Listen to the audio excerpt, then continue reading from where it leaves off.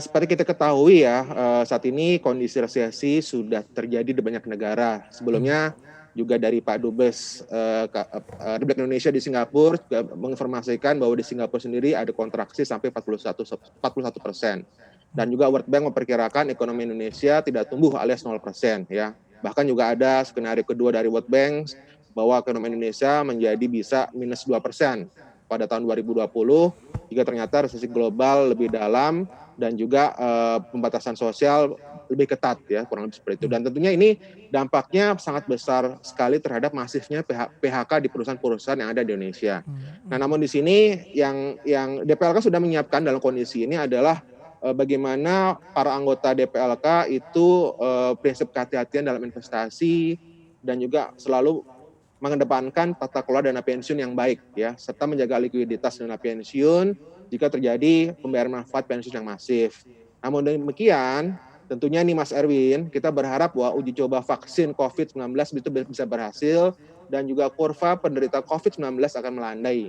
Sehingga diharapkan ekonomi dunia pada umumnya dan terlebih khususnya ekonomi Indonesia bisa pulih kembali. Nah, balik lagi memang kita punya hoping sangat sangat besar bahwa kurva COVID itu melandai, itu pertama, dan kedua adalah vaksin COVID-19 itu bisa berhasil. Kurang lebih gitu Mas Erwin.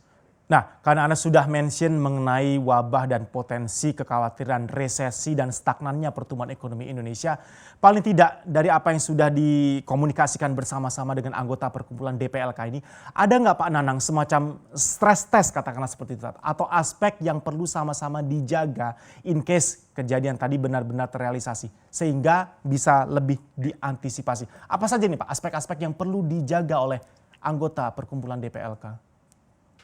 Oke. Untuk stress test memang kita sudah menyarankan anggota kami untuk melakukannya dan memang saya bisa ibaratkan ini blessing in disguise ya, karena dari total aset kami yang hampir 100 triliun dari 24 DPLK itu kurang lebih masih 70% itu dalam bentuk investasi money market.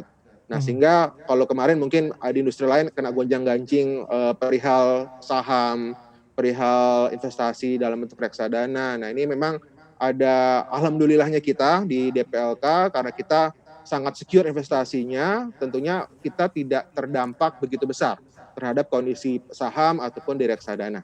Nah, ini dan kita juga sudah siap jika terjadi penarikan masif akibat PHK, tentunya investasi kami itu dalam bentuk money market itu bisa siap untuk membayar manfaat yang diperlukan oleh perusahaan-perusahaan klien DPLK.